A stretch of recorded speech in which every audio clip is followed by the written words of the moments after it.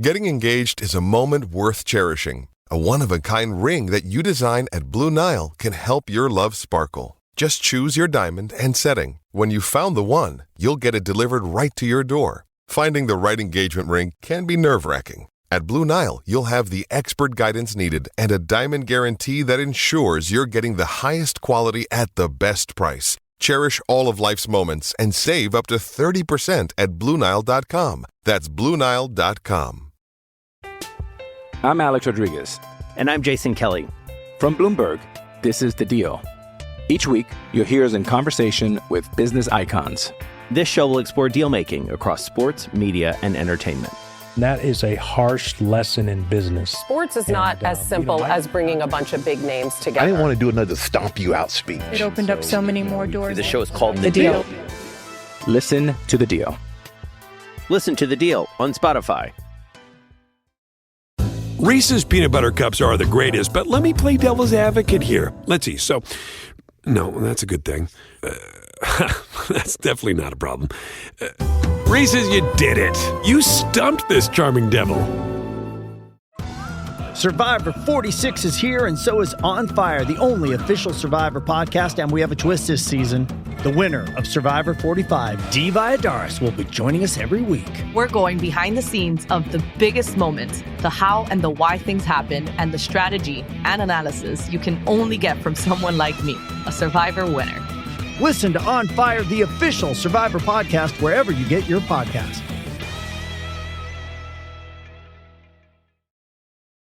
Does Monday at the office feel like a storm? Not with Microsoft Copilot. That feeling when Copilot gets everyone up to speed instantly? It's sunny again.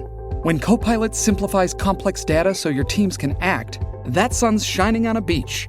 And when Copilot uncovers hidden insights, you're on that beach with your people, and you find buried treasure. That's Microsoft Copilot. Learn more at Microsoft.com/AI for all.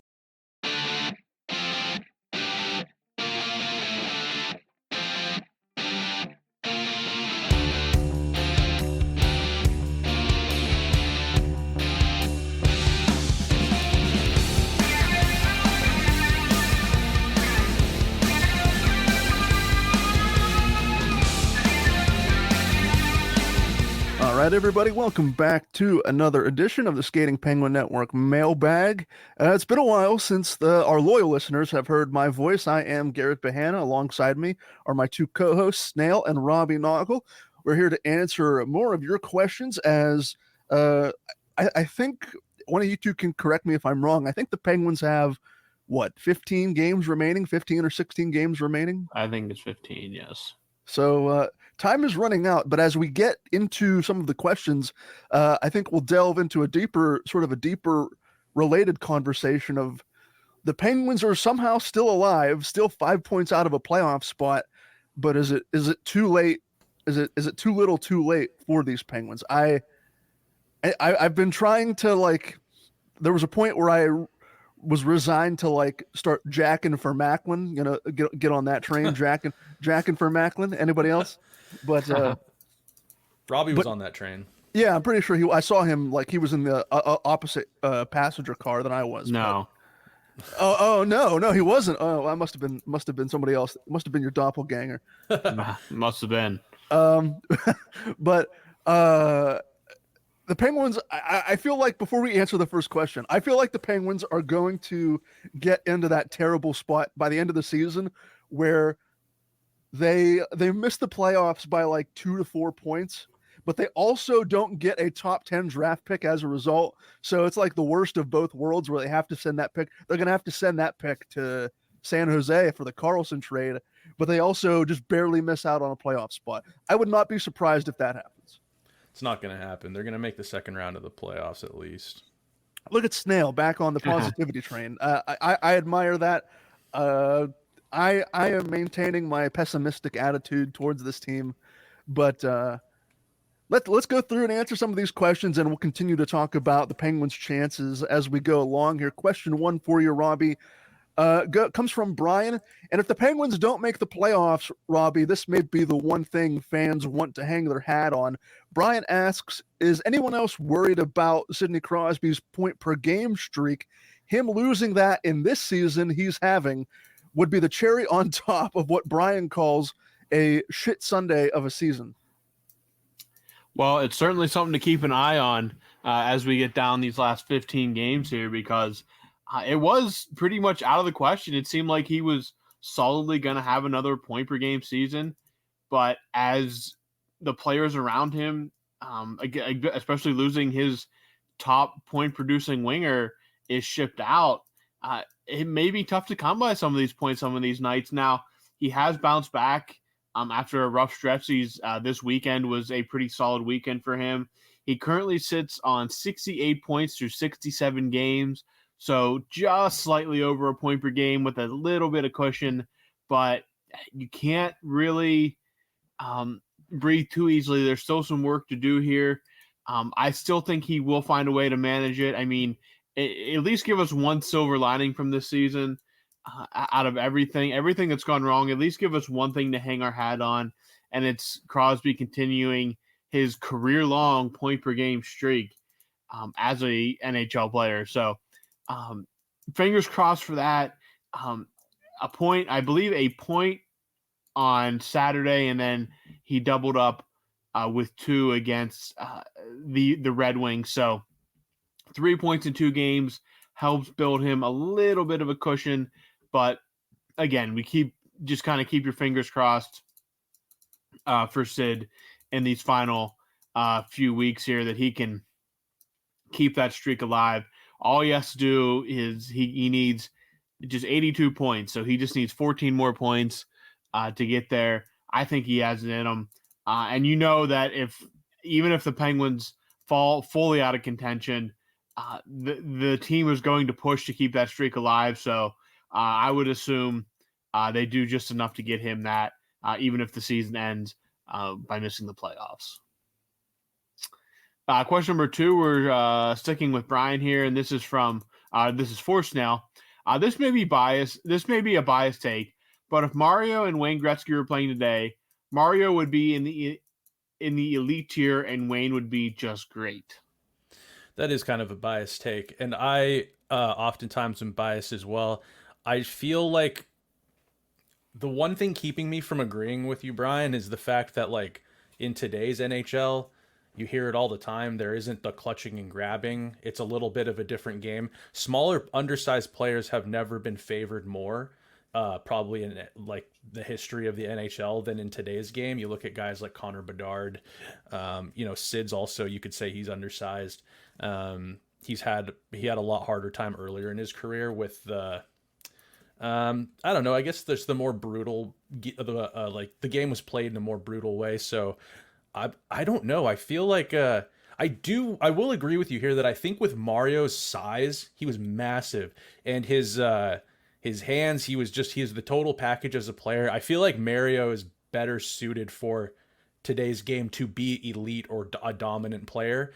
It's hard for me to say though, because like I just mentioned, I think that without the clutching and the grabbing and all of that kind of stuff, and you can't really get away with too much hooking, especially going to the net. Gretzky, there's an argument there that goes the other way. Gretzky could have been even better than he was back then, just with the way the game is played right now. So, boy, would I love to see these guys go at it in today's NHL without all of that, the mucking and grinding that they had to go through back in the late 80s, early 90s, late 90s, early 2000s, whatever. I think I would really like to see these guys head to head in today's game, but unfortunately that's not the way things go. But I don't know if I agree with you, Brian. Does anyone else, do either of you guys have a take on this? I don't think that Gretzky would be just considered great. I think he would be an all-time player in this generation as well, along with Mario as well. Gretzky was that good. I mean, we talk a lot about being biased and homer that Mario was really the greatest of all time. But I mean, that's not taking anything away from Gretzky. Again, there never will be another like Gretzky, just like there will never be another one like Mario. But in this day and age, they'd still be all-time greats. Yeah, for me, I'll agree with the both of you. I think the league definitely favored Gretzky as the poster child of the 80s and part of the early 90s. But even then, both players would have still gone down as franchise-altering, league-altering legends in their own right. I think we all agree with that. All right, Garrett, question from Brian coming at you, and his question is, I'm excited to see who we end up with in the draft. I guess this is more of a statement. Garrett really needs to get on that prospect pod so we can have some in-depth analysis of who's coming. Well, I told you guys earlier that we're gonna all three of us are gonna get in a circle and we're gonna start jacking for Macklin. No. I like Robbie's bluntness there. Snail is laughing. I'm laughing too as I talk like this. But even if we're not jacking for Macklin, I think. Well, I hope, because I don't think the Penguins are going to go anywhere, even if they clinch a playoff spot. I hope the Penguins get a top 10 protected pick and they can just send the 2025 pick to San Jose. And, maybe with that top 10 pick, maybe they can help expedite that dreaded rebuild, the dreaded R word that people don't want to bring up. So hopefully the Penguins do end up inside the top 10 and maybe can draft a young player with a bit of talent to, like I said, hopefully expedite that rebuild. But as far as the prospect pod goes, I think, Brian, you have another question coming up regarding the Yager bobbleheads that I will also combine with this question. And you'll understand why I'm combining that with that question when we get to question number 6. But until then, we'll move on to question 4. Question 4 comes from Brian as we go back to Robbie here. When Vegas does Vegas things again at the trade deadline, they're going to have to make cuts a la Riley Smith this past season to become cap compliant. Brian believes Marchessault would likely be one of the players gone to get the Golden Knights to become cap compliant. Robbie, would you be interested in trying to acquire another Vegas Golden Knight, this one being Marchessault? I will preface this by saying I have a hard time believing that the cap casualty would be Jonathan Marchessault. But if he would be on the market, it will be the Penguins and 30 other teams vying for his services, and the best package wins. Basically, I would prefer Marchessault over Riley Smith. Again, Marchessault would be an absolute coup to bring in if they could do it on the cheap, if it is a true cap dump from the Vegas Golden Knights to get cap compliant because of all the moves and signings that they made at the deadline. There's definitely, we know pieces are going to have to be moved out. Again, until I see Marchessault dealt, I would have a very hard time believing that he would be the guy on the way out. But again, you never know when you got to make tough decisions. Sometimes the hardest ones are letting go of franchise icons like that, I guess. But yeah, if Marchessault would be available, I would absolutely be on board with Kyle Dubas trying to make a deal to get him. He would be a fantastic scoring forward. He has produced he produced even when he was in Florida. There was the big head scratcher when Florida just let him go for basically nothing, or literally nothing, to Vegas. It was him and I believe Riley Smith were the two pieces that they lost in that expansion draft, and they're two of the core pieces of that franchise. And I mean, Marchessault has the Conn Smythe. Both Smith and Marchessault were part of that Stanley Cup team last year. So if he's available, then yeah, you pick up the phone, you touch base, you see what the starting price is, and go from there, because Marchessault would be an absolute coup. Even though he is in his 30s, he would be fantastic in Pittsburgh. Question number 5, we're sticking with Brian here. I need to know this. Licorice tastes like soap, so for it to be Snell's favorite ice cream flavor, did he get the soap bar in the mouth treatment as a kid, and he turned the tables on his folks and grew to like it? I've never heard that before. Black licorice does not taste like soap. I don't know what kind of soap you have at your house that you're getting your mouth washed out with. And no, I never got the soap in the mouth treatment. But I've never. Is that like a thing people say, or is that Brian's opinion? I guess I would probably have to ask him. But I've heard people say licorice tastes like soap, as well as oregano. I've heard people say oregano tastes like soap too. But I've heard cilantro too. Cilantro, that's what I meant. Yeah, cilantro. Cilantro, I guess, is like a genetic thing. Yes, that's right. People, yeah. Licorice, I do not like, but I cannot say that it tastes like soap. Cilantro, I like. It does not taste like soap to me either. So, the licorice soap thing must be just something that some people have a genetic, something genetic that just makes it taste like soap. But I have actually never heard that about licorice, only cilantro. Never heard that either. It doesn't taste like soap to me. So I can't really confirm or deny. Maybe Brian just had like licorice, scented soap growing up when he was saying naughty words and his folks were punishing him. But that's a negative to both of those, buddy. Sorry. And with that, we'll move on. Let's go here to question number 6 from Brian again. Garrett stole the Yager bobbleheads and is storing them in his basement. That's the reason he's been missing so many pods. A lot of planning to pull something so elaborate off. It's definitely been the heist of the century. The good thing is nobody here knows I think I have given my address to the both of you.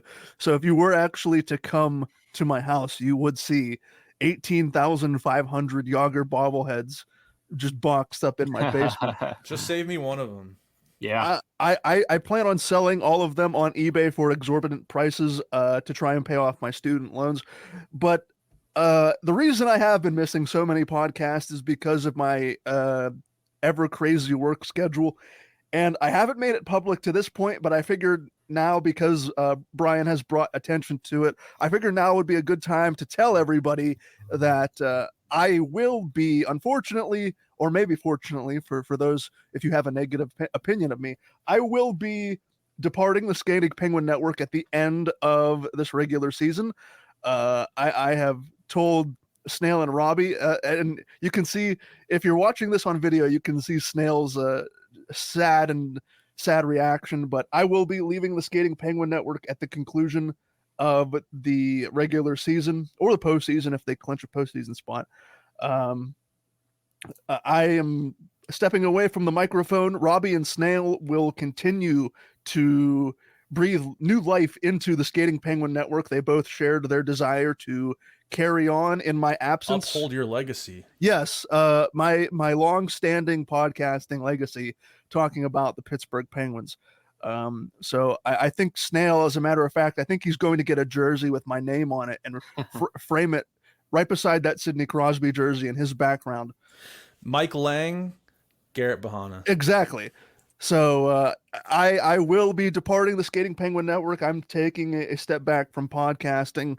That's why I've been missing a lot of podcasts due to work, and I will likely continue to do so because of my crazy work schedule up until the end of the regular season. But for however many episodes we have left here until the Penguins stop playing in the 2023-24 season, I will be here, and we will continue, all three of us will continue to be jacking for Macklin, whether Robbie wants to or not.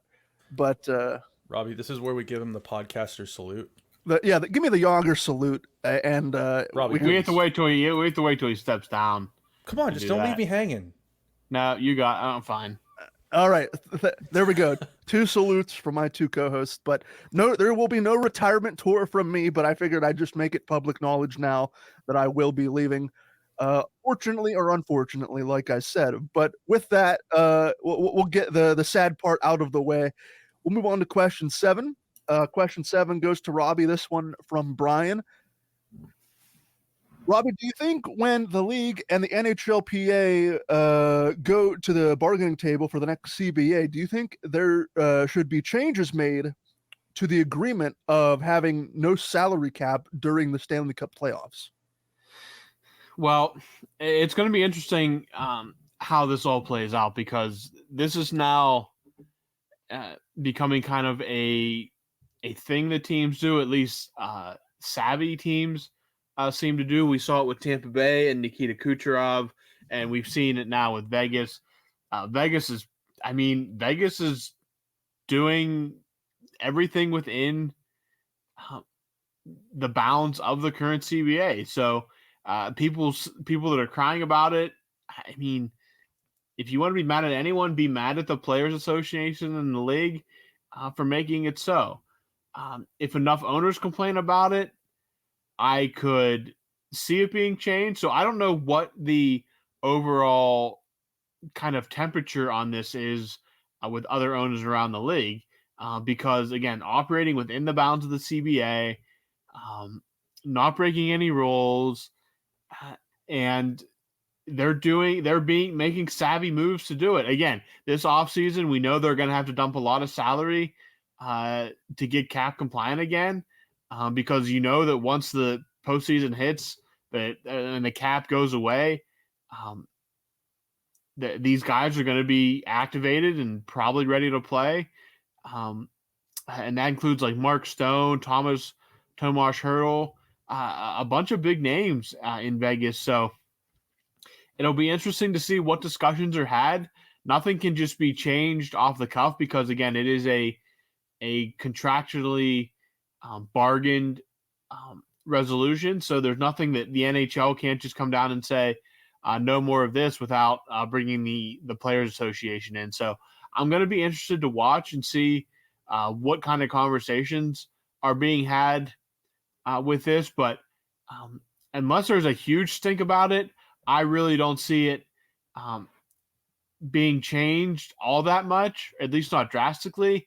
I think you'll more likely see teams kind of find a ways to game them system themselves while still being CBA compliant.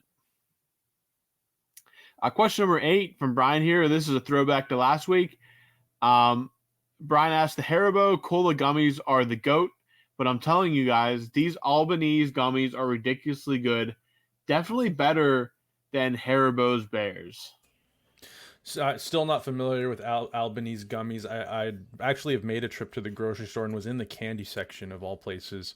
Did not see these. They must be a regional thing. Garrett wasn't here for the gummy bear talk, so why don't we bring him into this conversation? And we were talking gummy bears, Garrett. Haribo. I brought up Vigo Bears. Brian's hooting and hollering about Albanese. Where are you at with gummy bears, and what's your go-to? Haribo is like the most popular and easily accessible for me. I love gummy bears. I love gummy bears and jelly beans, especially around this time of year.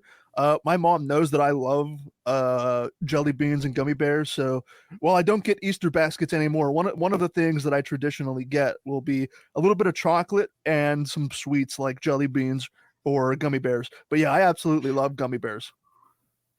So Haribo for me, just because it's the most accessible. I don't really know any other major gummy bear brands outside of Haribo. Have you heard of that Albanese brand? No. He's talking about? No, I haven't.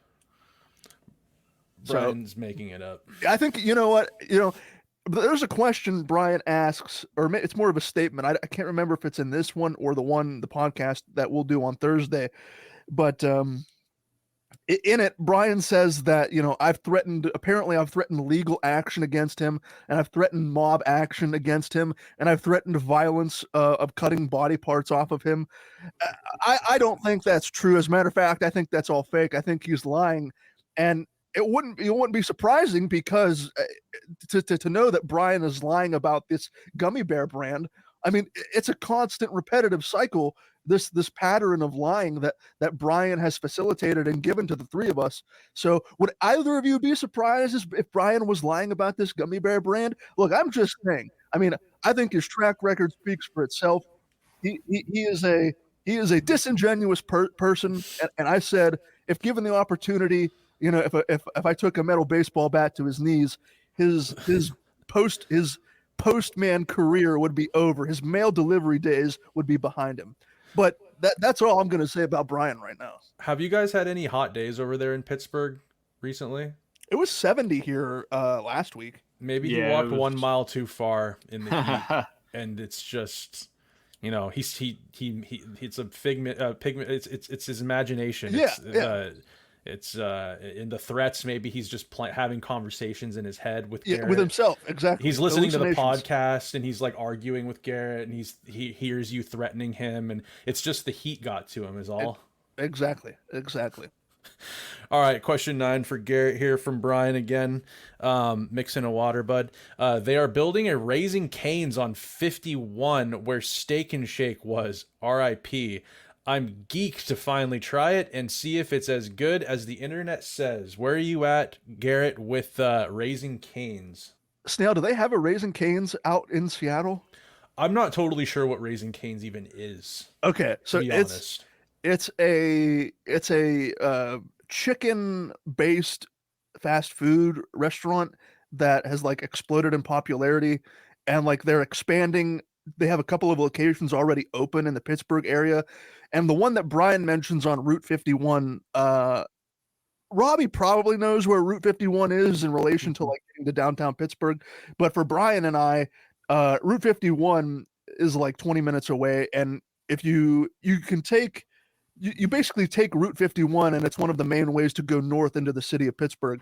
And the location that Brian mentions, where this old Steak and Shake used to be on 51, I used to go to that Steak and Shake a lot when I was a kid. My older sister and my brother-in-law, they would go there for dates. That Steak and Shake has since been torn down. It will obviously, as Brian mentioned, be replaced with this Raising Cane's. But yeah, people around Pittsburgh have been going bananas because, and I've seen videos on social media of this Raising Cane's chicken joint. Apparently they have good fried chicken with it's fried chicken, French fries, Texas toast, and like they have like a famous condiment like Raising Cane sauce. Robbie, is there a Raising Cane's in Johnstown or the Johnstown area? Have they expanded there yet? No, but again, like you, I've heard really good things about them. So I would definitely be interested in trying them if they move a little bit closer. Yeah. So is this like, do you guys have Chick-fil-A? Oh yeah, Chick-fil-A is very popular. We have, as a matter of fact, there's a Chick-fil-A on the same road, this Route 51 that Brian mentions. There's a Chick-fil-A it's going to be a little further down, not like next to, but further down on Route 51. It's one of the more popular restaurants in the area for sure. Because I think out here in the Pacific Northwest, we don't get a lot. Fried chicken's not really our thing up here, I would say. I can go out on a limb and say that. But Chick-fil-A, everyone's obsessed with it out here. I think we got one, up north of Seattle, a ways up in a little town called Linwood, and every time it's in the same parking lot as a like Home Depot, and there's always a line around the block for this Chick-fil-A. So this Raising Cane sounds like a similar craze. Everyone loves their fried chicken sandwiches and whatnot. Yeah, it's same thing. People are making they'd go on TikTok and I'd see videos of people getting this chicken dinner, and they take the Texas toast, put the fried chicken on the Texas toast, make a sandwich, and then dip the sandwich into this big cup of this Raising Cane sauce, and that's how they would eat it. I'm not well versed in the Raising Cane's lore or their menu, at least not yet until this one on 51 opens. But I am quite excited to try it out and see what the hype is all about. All right, let's move forward to question 10. We're switching it up here. We're going to our pal across the pond, Tony Gale. Robbie, Tony says he can't see the Penguins parting company with Mike Sullivan at the end of the season. So assuming that's the case and Mike Sullivan returns next season, what would you change first? For Tony, the power play needs mixing up, and with Carter leaving, invest some of that space, and to quote mostly Snail, piss and vinegar across the third and fourth line. So, Robbie, a bit of a layered question here. Tony believes Mike Sullivan is staying. So, do you believe that he is staying next season? And secondly, do you support the notion that we need to add some piss and vinegar to our bottom lines? Right now, I do not buy. I would be selling on Mike Sullivan staying past this season. Again, unless they pull something out of it that they can get into the playoffs and it's just a masterful coaching performance. But I am not going to put too much hope on that. I think Mike Sullivan's time in Pittsburgh is coming to an end. And I think it's time. I just think it's time. And we've talked about this. I believe Snail and I talked about this last week on the mailbag, that it comes to the point where Mike Sullivan has long outlived the normal NHL coach. He's been here over 8 years now. He's won 2 cups. I think he's the winningest coach in Penguins history. I'd have to look up all the numbers to be exact. But, I mean, sometimes it's just time for a change. And he can go somewhere and have great success, and it doesn't mean it's a wrong decision. It's just that's how this stuff works. It works at every sport like this. Great coaches leave jobs all the time, go and find success somewhere else, a fresh voice, whatever it may be. And the Penguins could bring in a guy that coached somewhere else and didn't have success before, and they can find success with him. It's all a depending on. I'm Alex Rodriguez. And I'm Jason Kelly. From Bloomberg, this is The Deal. Each week, you'll hear us in conversation with business icons. This show will explore deal making across sports, media, and entertainment. That is a harsh lesson in business. Sports is not as simple as bringing a bunch of big names together. I didn't want to do another stomp you out speech. It opened up so many more doors. The show is called The Deal. Listen to The Deal. Listen to The Deal on Spotify.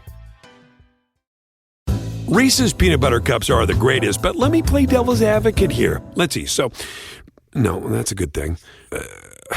That's definitely not a problem. Reese's, you did it. You stumped this charming devil. Hey, it's Kaylee Cuoco for Priceline. Ready to go to your happy place for a happy price? Well, why didn't you say so? Just download the Priceline app right now and save up to 60% on hotels. So whether it's Cousin Kevin's Kazoo Concert in Kansas City, go Kevin, or Becky's Bachelorette Bash in Bermuda, you never have to miss a trip ever again. So download the Priceline app today. Your savings are waiting. Go to your happy place for a happy price. Go to your happy price, Priceline. I don't even know where I was going. I just kind of blanked there. But I do not buy. I would sell on Mike Sullivan coming back. I think that he is going to be leaving along with the rest of the coaching staff. So we can talk about potential replacements down the road. But my 2 cents on that is that he is on his way out of Pittsburgh. So the power play would obviously all be changed because of a part of that.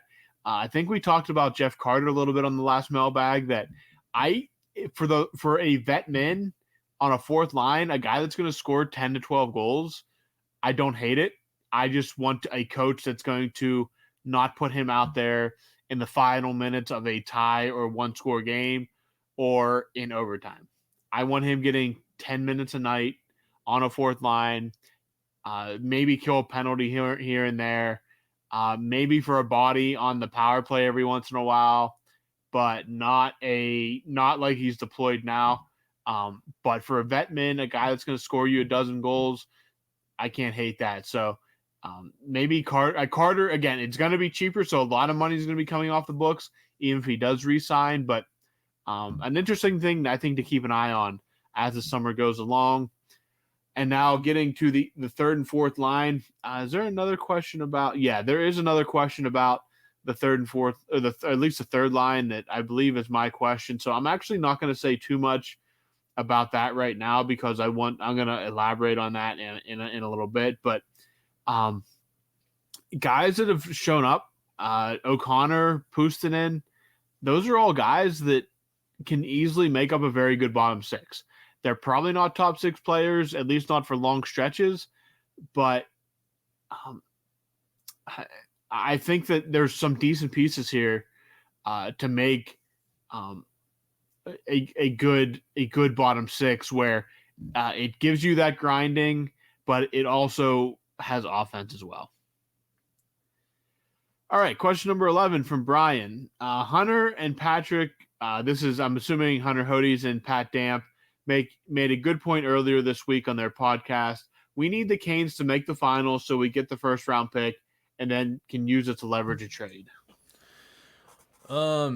Yeah, I guess. I mean, if it's the Canes' first round pick, is it the Canes' first round pick, or are they traded? Did they give us someone else's first round pick? No, it's their first round pick. It is? Yeah. So it's going to be a late first rounder. I'm honestly not super concerned with keeping that. I mean, a couple things need to happen. We need to figure out if the Penguins are giving San Jose their first round pick or if they're punting that to 2025. I can't really speak on this too confidently in the moment because some things need to happen. But from what I actually saw, did you guys see that thing from David Pagnotta this morning? I have not. Fill me in. So this is from David. Do you guys know this Pagnotta fellow? I know who. Yeah, I know he. Yeah. Okay, is he a Pittsburgh guy? No, he's a national guy. National. Okay. Says that there's already talk of Sidney Crosby extension coming in July. The Penguins are not going through a rebuild, not yet. They'll be active this summer trying to retool on the fly.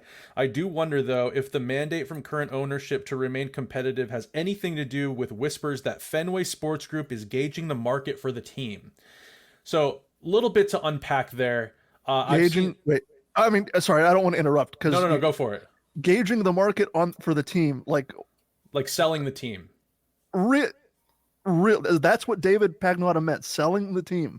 Yes. Really? That would be, I mean, again, that would be incredibly surprising. Apparently Fenway's not super stoked on, they might have bought late on the Penguins with kind of in the twilight of Sid and Gino and Letang's career, with the last two, with this season being kind of trying. Really? They're seeing the like direction. You can look up their ages. It's not like a secret. Like you can look up how old they are online. Like a quick Google search by those Fenway folk would have pulled, like, by the time when did they buy the team? 2021, 22? 21, I believe, was when they announced they were in the process. I think it was closed in 22. The first year they owned it, Hextall was still GM. Yeah, It wasn't that long. Like, that is surprising. I don't know how much juice there is to that rumor, but yeah, you never know. But when was this tweeted? It was this morning. I don't know if it was a tweet. I saw it on Twitter, and then I saw it on Reddit in the Penguins Reddit thread. So all right, let me see.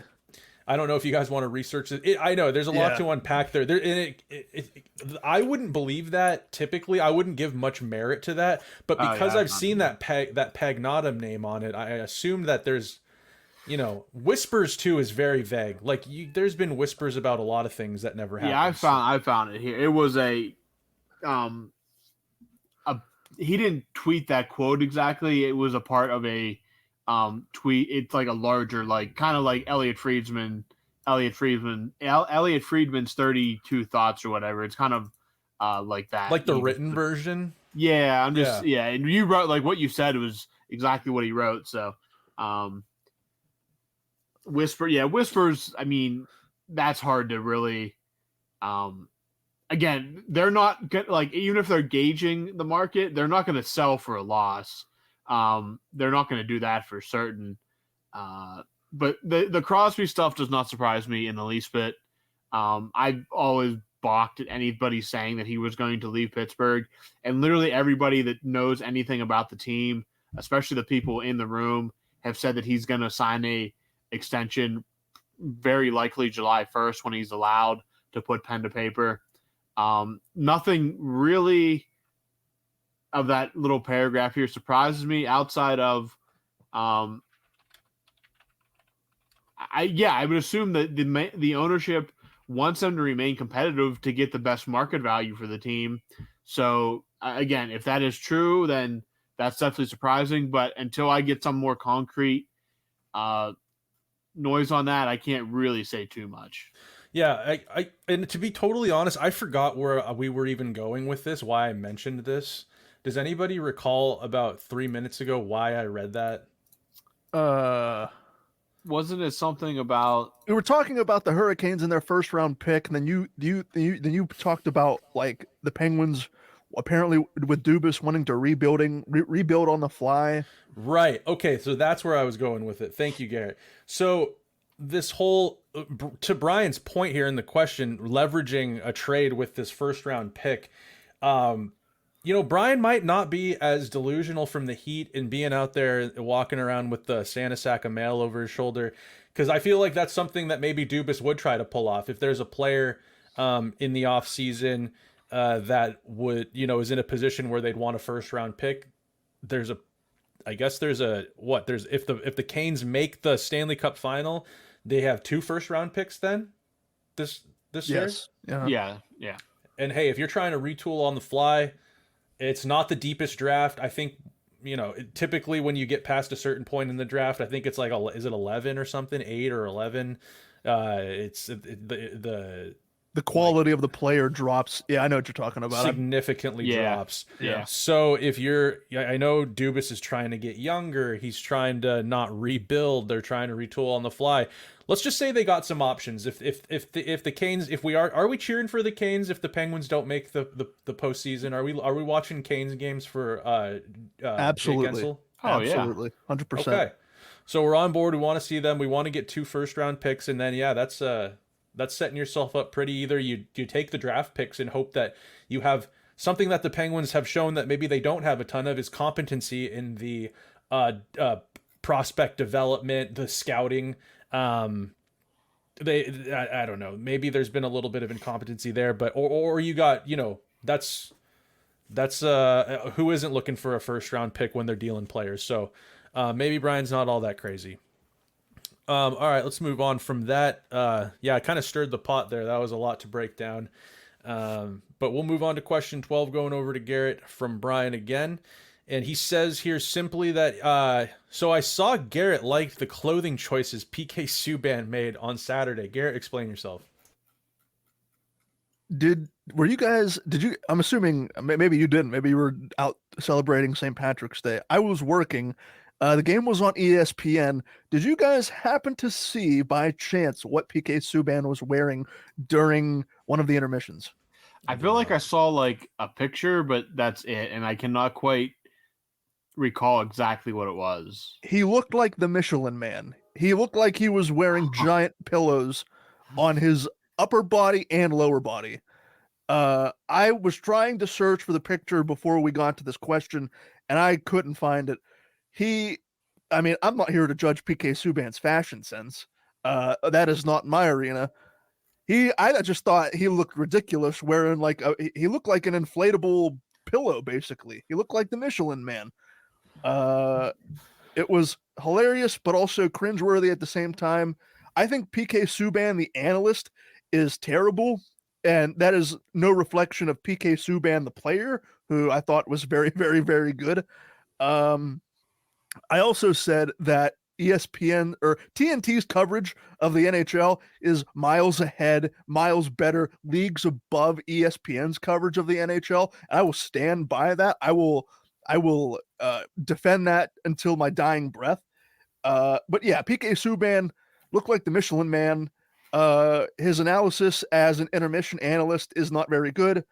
And that's basically... Brian saw that and wanted to talk about it, and so that's what it is. I just want to say one thing. Whenever I listen to that broadcast with PK Subban and Mark Messier, dude, I think Messier is worse than PK. You're probably right. I cannot stand. I'm sorry, great hockey player, obviously, a great stand-up, a captain's captain, Moose, just an amazing guy. But when it comes to adding commentary onto hockey, he's so bland, and he makes the weirdest old man. He has the weirdest old man jargon, and it just sometimes it leaves his 2 co-hosts kind of just silent. They're just I don't even know how I'm going to piggyback off that. So PK is it's almost like they have 2 opposite ends of the spectrum. They have PK, who's breaking down players' clothing before, when they're walking into the arena, and he looks like the Michelin Man, and he's super I don't know. He's super extra, let's just say. And then you have Mark Messier, who has kind of the personality of I don't know, a plank of wood. Like, it's just interesting, and it doesn't make for great TV. Definitely blander than a bowl of Special K, that's for sure. Alrighty, we'll go to question 13 as we go back to Robbie here in the home stretch. Brian asks, Robbie, are you falling in love with the Smith-Eller-Puustinen line? As Colby Armstrong recently said on the broadcast, if you're not falling in love with this line, I don't know if you'll ever fall in love. That's a pretty pointed statement. I'd have to agree with Colby and Brian. I think this line has been one of the lone positives of the team in recent weeks. Yeah, I'm thrilled that we've discovered this line now and not, late October. Yeah, for sure. I mean, I think they were so dead set on making Riley Smith a top 6 player that and keeping Puustinen in the minors as long as possible for reasons. But I mean, yeah, you gotta like what it's been doing so far. I mean, everything from results on the ice to every analytic has been not just positive, but really overwhelmingly positive from what we've seen out of this team. Again, Puustinen has been very good since coming up. Eller, I think, has had a better season than most thought he would when they signed him this summer. Riley Smith has obviously been a massive disappointment, and we can talk more about whether or not he'll be here next season a little later on. But for right now, I think you keep rolling this line until it doesn't work anymore. There's no reason to really stop it. It gives you your best third line of the season. And right now, if you're going to make a playoff push, you need literally every ounce that you can get out of every player. And it seems that this combination gets the most out of all three of these guys. So, I like the results. I think you'd be stupid not to. So, fingers crossed that Mike Sullivan doesn't do one of those weird things and just randomly shuffles the lines for no reason and breaks these guys up. But right now they are clicking like we haven't seen a Penguins third line click in quite a while. So here's to hoping that those results can continue in these waning weeks of the season. Question number 14 from Brian. PNC was rated the number 1 ballpark in America and rightly deserved. This is more of a statement, BTW. Our pal Edward Beckham, our friend from the British Isles, is going to love it and the views it has. So PNC Park, is that Heinz Field? That is not Heinz Field. What's PNC Park? It's the Pirates ballpark. Yeah. Wait, where's Heinz Field? Like literally across the parking lot. Yeah, right next to is it. Is that a football field? Yeah, that's the football field. Oh my God. Okay. So, shows how much I know about anything other than Pittsburgh Penguins hockey when it comes to Pittsburgh. So is it like a historic, when I think of like a great ballpark in America, I haven't been to, very many outside of Washington, but like better than like Wrigley Field or like Yankee Stadium. Yankee Stadium, no, but go ahead, Robbie. Wrigley Field is a historic venue. I cannot say because I've not been to it, but until recently, until they did upgrades, it was outside of the view or outside of the historic value, it was a complete dump. Okay. I was at Old Yankee Stadium. I've never been to New Yankee Stadium, but PNC, I mean, even if you talk to people that are fans from out of the area, they still say that PNC, at least from a beauty standpoint, is top notch, just with the skyline in the background and the setting of the stadium. Not necessarily just the history, but just the setting of the stadium's one of the nicest, if not the nicest, in baseball. Okay, let me turn this question into another question. So, would you guys rather have PNC, the most beautiful park in America, and the Pirates the way that they are, or would you rather have a dynamite baseball team and a dynamite baseball team? Don't even have to finish the sentence. Yeah, an absolute dump, like Oakland Athletics, like infestation. Yes, but absolutely. Your team is just. Dude, they could still have Three Rivers, and it'd be like a 60-year-old stadium. I have a high school baseball. I have 3 baseball fields I can see from my house that kids play on in our school district. They can come here, play all of their home games at this high school baseball stadium. It's literally on the Monongahela River. They can play all of their home games there. I would take that in a nanosecond rather than have PNC Park. I wouldn't even have to, like, it's not even like Robbie just wants a good baseball team so that's bad. That's the only thing I've ever wanted in my entire life.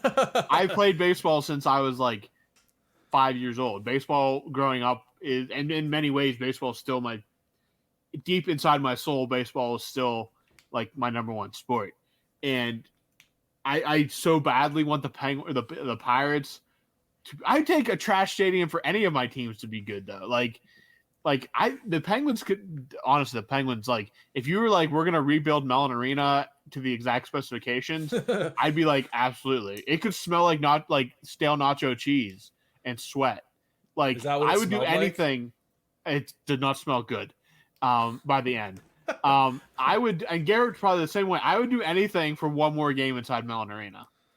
If your team was good?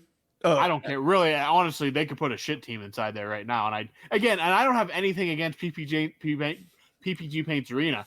I really think when the Penguins are a top tier team, that barn can get rowdy. It gets rocking when they're on top. That's for sure. What really set the Mellon Arena apart is it was originally designed as an opera house. So the acoustics were just the upper tier of great acoustics, so it was loud all the time. And again, there's a nostalgia point to it. It was built to be loud because it was an opera hall. But when the Penguins were making those runs in the new building, that place would get raucous in a hurry. Well, that got Robbie passionate. So R.I.P. Mellon Arena. Those old barns, you always hear that they were the best, you know. Yeah. But yeah, so as when it comes to PNC, it's a number one ballpark, but the Pirates absolutely suck, do they not? Yeah, they're awful. Did they make any moves in the offseason? They might not be absolutely dreadful this year. Well, they won 74 games last year, 75. Yeah, let's go for 80 wins. I just want to see that pitcher they drafted last summer, Skeens. Yeah, he looked good. All right, we'll move on from the baseball talk, and we'll move on over to our final question of part one of the mailbag this week, and it's coming from our good friend Tony Gale across the pond, and he asks Garrett. He says here, the Penguins fall on their face yet again against the Rangers. Defensively in shambles, but credit where it's due. Jonathan Quick had an unbelievable game, 438-year-old. Do goalies buck the trend and get better with age? Just look at Quick and Fleury lately. Remember when Robbie was definitely there for when you would go on Twitter and Jonathan Quick would just get roasted when he was still like in the end stages of his career with the Kings. Like, people were saying like, this dude is absolutely washed. He should just hang it up. And now he's out there. I mean, granted, the Rangers are a very good team, so maybe it's the fact that Quick maybe doesn't have to work as hard as he did in front of some of those Los Angeles teams. And like Quick has already said, he's already signed a 1-year extension with the Rangers for next season. So, but I still think Father Time is undefeated. I think two things can be true. Jonathan Quick had a good game for the Rangers, and the Penguins are still a deeply flawed hockey team that were outmatched by the same Rangers team. And then they come back, 24 hours later, and decimate the Red Wings, who their season is on life support just as much as the Penguins is. But yet the Red Wings are in front of the Penguins right now for the wild card spot. So the Red Wings are in free fall. The Penguins, yeah, they lose against the Rangers, but then they come out and score 3 goals against the Red Wings, the team that they're chasing. The Penguins are an enigma that will not be solved by the end of this regular season. But going back to Jonathan Quick and Marc-Andre Fleury for that matter, I don't think it's so much as goalies bucking the trend at 38, 39, 40 years old as it is having a very good defense and basically a well-rounded team in front of the net. That's not to take anything away from Quick and Fleury and their skill sets, because there's a reason they've been in the league as long as both of them have. But, you know, history dictates that you wouldn't really expect much from a 38, 39-year-old goaltender. And like I said before, the Penguins remain, even today as we record this, a deeply flawed, uninspiring hockey team. So Quick may not have had to do. He did make a couple of nice saves. I will absolutely give him credit where it's due. But, he's also playing for the New York Rangers, who are running away with the Metropolitan Division. So goalies are just weird too. It really is. Look at Matt Murray, 2 cups in his first he has 2 cups as a rookie, which is crazy to even say. And now he's injured, but he was barely in the league every year after that. It's just strange, those goalies sometimes. They disappear. Like Bobrovsky couldn't stop a beach ball last year, and then he goes on a tear of all tears in the playoffs. You just never know with these guys. Absolutely. It's like voodoo, yeah.